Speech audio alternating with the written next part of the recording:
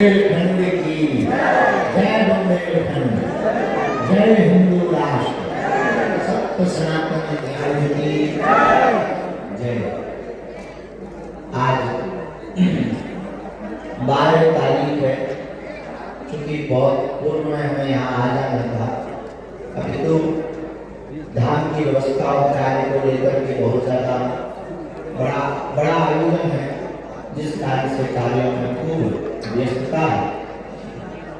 समूचे क्षेत्र से, बुंदेलखंड से, मध्य प्रदेश से, समूचे भारतवर्ष से यहाँ पर उपस्थित आप सभी उस बागेश्वर धाम पीठ की ओर से खूब खूब साधुवाद है। विश्व कल्याण एवं भारत हिंदू राष्ट्र के मनोकामनार्थ चतुर्थ विशाल 121 कन्या विवाह शिवरात्रि महोत्सव बागेश्वर धाम पर कल से प्रारंभ होगा। 13 फरवरी से 19 फरवरी तक यह दिव्य और भव्य आयोजन प्रारंभ होगा, जिसमें समूचे भारतवर्ष के साथ साथ अनेक देशों के बागेश्वर धाम के पावन अनुयायी, बागेश्वर धाम के भक्त, बागेश्वर महाराज जी के चरणों पर निष्ठा रखने वाले सभी भक्त यहाँ पर उपस्थित होंगे। इस कन्या विवाह महोत्सव में अपने भाव की आहुति डालकर भारत को हिंदू राष्ट्र बनाने की तैयारी में जुटे। बुंदेलखंड के वक्ष स्थल पर विराजमान स्वयंभू श्री बागेश्वर महाराज जी के दिव्य प्रांगण की धरा पर हम आप सब बैठे व खड़े हैं। भगवान श्री बागेश्वर दादा जी, सद्गुरु भगवान सन्यासी बाबा और पूज्यपाद श्री दादा गुरु जी की महती कृपा से, उनके कृपा प्रसाद से, उनके आशीर्वाद से भारत का एक ऐसा तीर्थ बागेश्वर धाम है जहां केवल धर्म की चर्चा नहीं, धर्म की चर्चा के साथ समाज को जोड़ने के लिए सामाजिक कार्यों को भी किया जाता है, जिसमें हर वर्ष महाशिवरात्रि के पावन पर्व पर बेसहारा, वंचित, जो बहुत पिछड़े हैं, जिनका कोई नहीं है,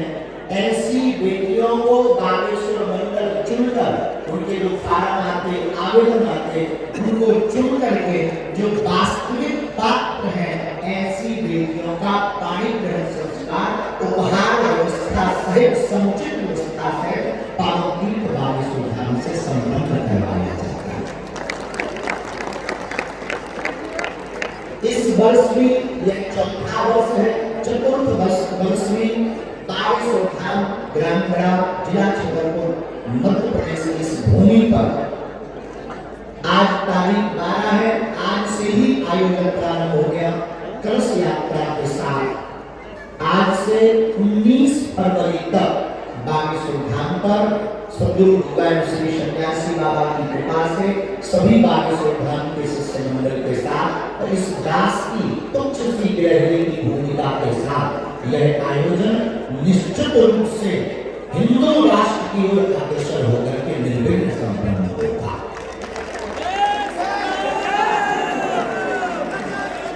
एक समूचे कार्यक्रम में, पूरे कार्यक्रम में भारत के कोने कोने के ऋषि मुनि महात्मा, जिनके तपोबल, जिनकी साधना और जिनकी वाणी की प्राप्ति से वर्तमान और पूर्व के समय से आदि काल तक सनातन धर्म रक्षार्थ है और रक्षित सुरक्षित रहेगा, ऐसे अनेक संतों का पावन आगमन भी बागेश्वर धाम पर होगा, जिसमें प्रमुख रूप से गौ क्रांति लाने वाले परम पूज्य श्रीमद जगत गुरु द्वाराचार्य अनंत श्री विभूषण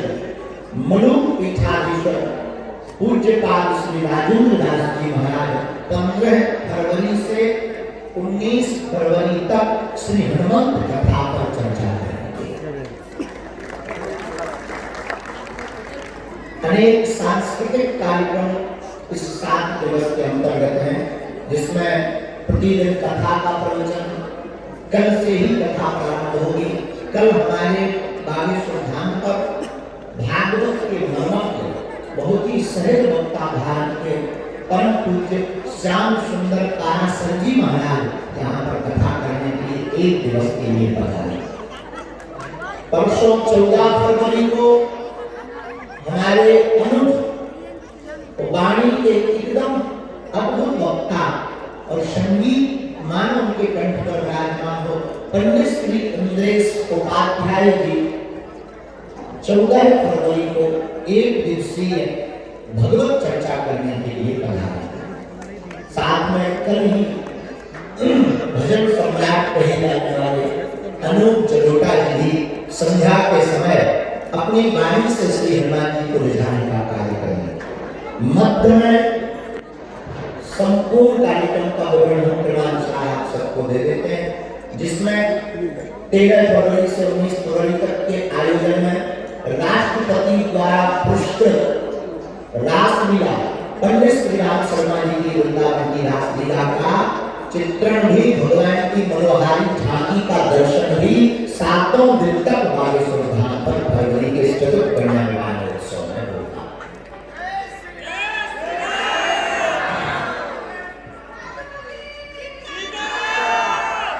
समूचे कार्यक्रम में पूरे भारतवर्ष के संतों के साथ 14 फरवरी को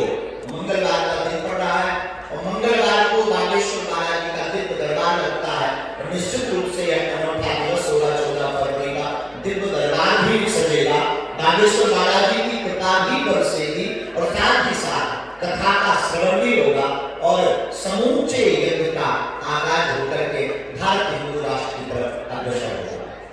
दिनांक 15 फरवरी में बागेश्वर महाराज जी की प्रेरणा से दिव्य दरबार बिना टोकन नंबर का प्रारंभ होगा, जो 15 फरवरी और 16 फरवरी को पावन तीर्थ बागेश्वर धाम पर होगा। लेकिन 15 फरवरी विशेष होगी बागेश्वर धाम के लिए। जिस दिन दरबार प्रारंभ होगा तो दरबार कृपा और दुआ की स्थान पर रहेगा, लेकिन हमारे भारतवर्ष की प्राचीन परंपरा आयुर्वेदिक परंपरा को समूचे भारत के कोने के साथ साथ विश्व में पहुंचाने वाले, योग से जुड़ने वाले हमारे बड़े भैया, बहुत ही प्रिय, बहुत ही आत्मा पंडित श्री पूज्य श्री बालकृष्ण जी महाराज 15 तारीख को दुआ और दवा दोनों का सहयोग आप करेंगे। कार्यक्रम में हम आगे बढ़ेंगे तो तारीख आएगी 16 फरवरी को बागेश्वर बालाजी का दिव्य दरबार लगेगा और दरबार के साथ साथ जब कृपा से लोग अभिभूत हो जाएंगे, भर जाएंगे, तब उनको फिर झूमने का मन करेगा तो पंडित श्री मनोज तिवारी जी द्वारा भजन संध्या करके उन सभी भक्तों को भगवान की भक्ति में नृत्य करते हुए आप निमग्न करेंगे। और जब निमग्न हो जाएंगे तो निश्चित रूप से जब व्यक्ति भगवान की दरबार की कृपा पाकर नाच करके निमग्न होगा तो उसकी वाणी से निश्चित है वेदांत झलकेगा, बहेगा। तो फिर रात्रि की 16 तारीख जब पड़ेगी और 16 तारीख को रात्रि में प्राचीन वेदांत थोड़ा हास्य भी, थोड़ा करुण भी, थोड़ा वीर रस भी, तो कवि सम्मेलन के माध्यम से इन सभी रसों का दर्शन भी यहाँ पर हम आप सब 16 फरवरी को करें। तारीख बदल जाएगी, रात बहुत हो जाएगी और फरवरी की तारीख लग जाएगी 17 फरवरी को परम पूज्य